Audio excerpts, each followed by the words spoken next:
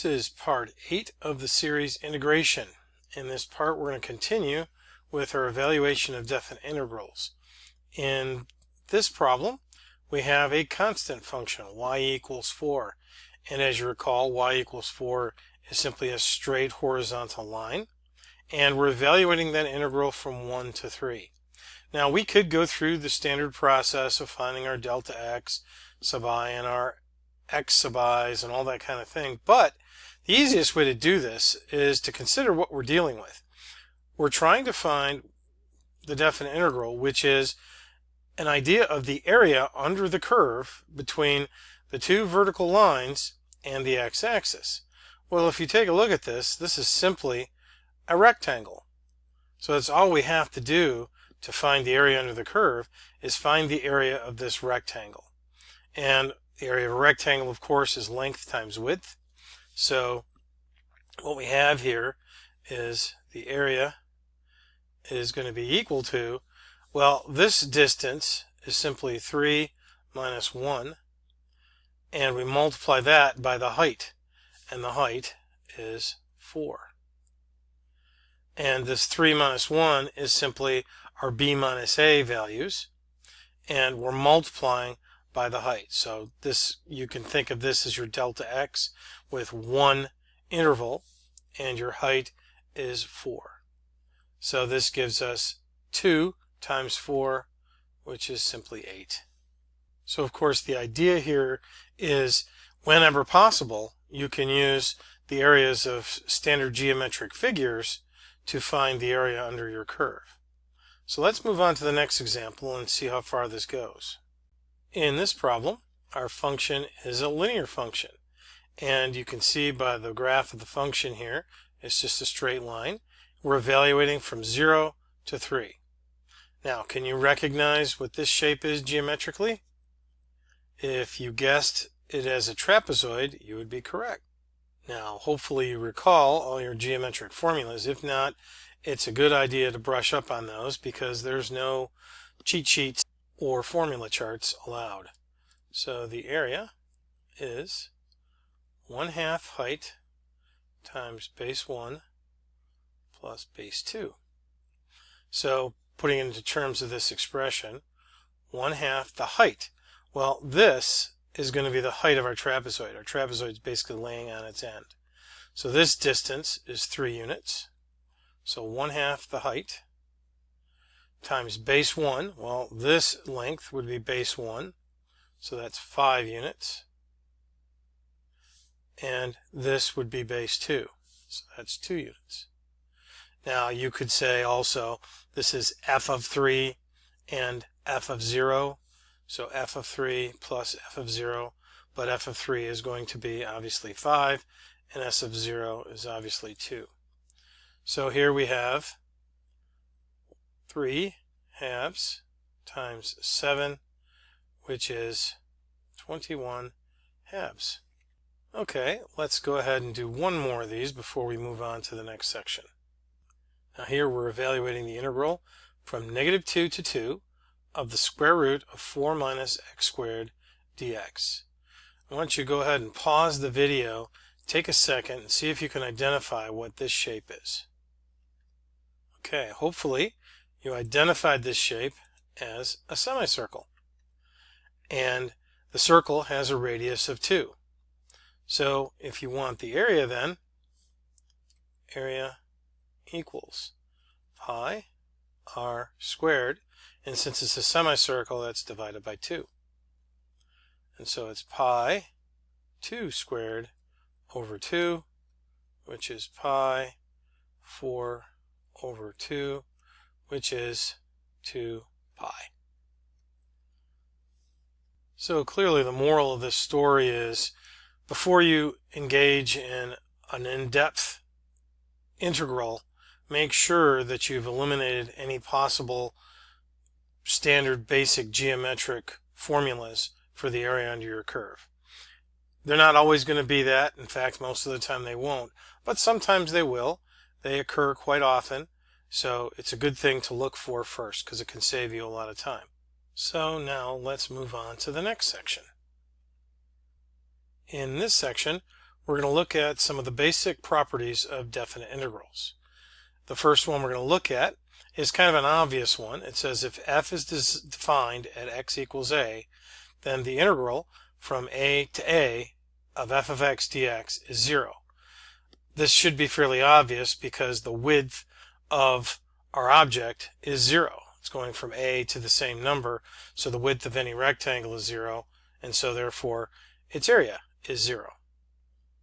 The next one, if f is integrable on a closed interval ab, then the integral from b to a of f of x dx is equal to the negative of the integral from a to b of f of x dx. That means that if you swap your upper and lower limits, you effectively change the sign of the resultant value. Now we're going to be using this quite a bit when we get to particle motion problems, so this is a really good one to keep in mind. The next one, it says if f is integrable on the three closed intervals determined by a, b, and c, then the integral from a to b of f of x is equal to the integral from a to c plus the integral from c to b.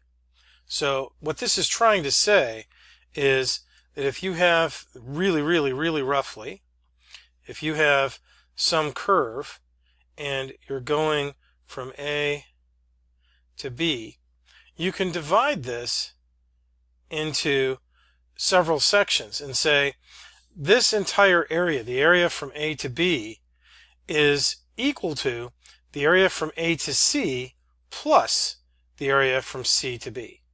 That's all this is saying. And this is synonymous with several different properties that we saw in geometry years ago, angle addition and area addition and things of that nature. So this is an extension of those important concepts. Let's look at the next set. If f and g are integrable functions on a closed interval ab and k is some constant value, then the functions k times the function f and f plus g and f minus g are all integrable on a and b. And you can also conclude then that the integral from a to b of that constant k times the function is equal to k times the integral of the function. This is very much like the constant multiple rules that we had in differentiation and that we saw in anti-differentiation before. This next rule is very similar to the addition and subtraction properties that we saw in differentiation and anti-differentiation as well. The integral from a to b of f plus g is equal to the integral from a to b of f plus or minus the integral from a to b of g. This is just saying if you have the integral from a to b of, say, 2x plus 3, that's the same as saying the integral from a to b of 2x plus dx, the integral from a to b of 3 dx. That's all it's saying. You can break it up into several functions. So these are just some basic properties that we're going to start working with until we get into some more advanced concepts. So let's move on and see what else we have in front of us. In this problem, we've been asked to evaluate this integral, and obviously we don't want to do this using our limits of sums because that's going to be really tedious, but they give us three separate values. They're telling us that the integral from 1 to 3 of x squared is this value, the integral from 1 to 3 of x is this value, and the integral from 1 to 3 of 1 is 2. So we can break this up using the properties we just saw. Let's go ahead and do that. For the first piece, we're going to take out a -1, and we have negative integral from 1 to 3 of x squared dx. That gives us the use of this property, plus 4 times the integral from 1 to 3 of x dx. That gives us the use of this property. And then lastly, we'll pull out the negative 3 times the integral from 1 to 3 of 1 dx. I'm writing the 1. You don't normally need to do that, but just to show you that we've pulled out a 3 and there's still a 1 there. So now we can go ahead and evaluate this, and that gives us a negative 26 thirds plus 4 times the integral of x is 4 minus 3 times the integral of 1 is 2. Now if we were to go ahead and add all these together, we'd end up with 4 thirds. So that's a very simple way to utilize some of these properties, and we're going to use these properties quite often, so you'll get a lot of practice with it. Alright, let's move on to the next section now. In this section, we're going to talk about the fundamental theorem of calculus. And the fundamental theorem is a theorem that unifies the ideas of both differential calculus and integral calculus. We've already seen the relationship between differentiation and antidifferentiation, and the relationship between antidifferentiation and definite integration. Now we're going to tie everything together, and this theorem, this fundamental theorem, has two parts. The first part gives us a method of evaluating definite integrals through the use of antiderivatives, and we'll no longer need to evaluate the limit of sums to find the area under a curve. So part 1 says, if a function f is continuous on a closed interval ab, and big F is an antiderivative of f on the interval, then the integral from a to b of f of x, that is the definite integral from a to b of f of x, is equal to the antiderivative of f evaluated at b minus the antiderivative of f evaluated at a. So in this case, that's all we really need to do is antiderivatives and substitution to find the areas under our curves. So now let's work some problems with this new theorem. So here we have the integral from 1 to 2 of x squared minus 3.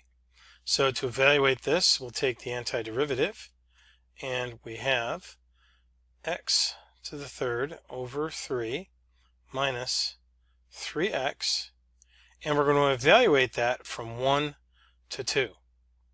So to evaluate this, it's going to be this function evaluated at 2, so that's 2 to the third over 3 minus 3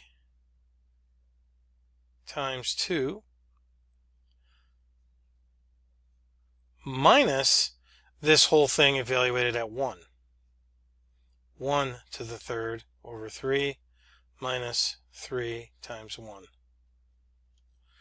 which gives us 8 thirds minus 6 minus 1 third minus 3, which works out to negative 2 thirds. Now let's look at another problem.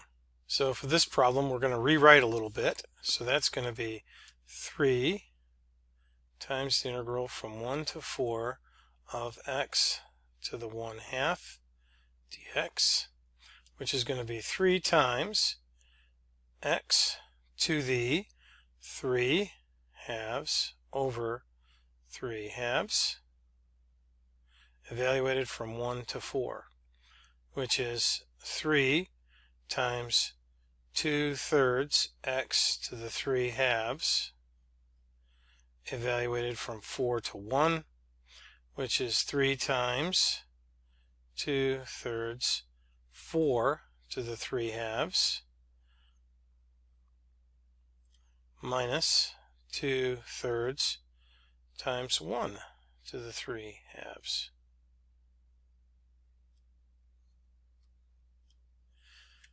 Now we're multiplying this by 3, so these 3's and these 3's cancel out. So this is 2 to the third, 8 to 16, minus 2, which is 14. And let's go ahead and work some more problems.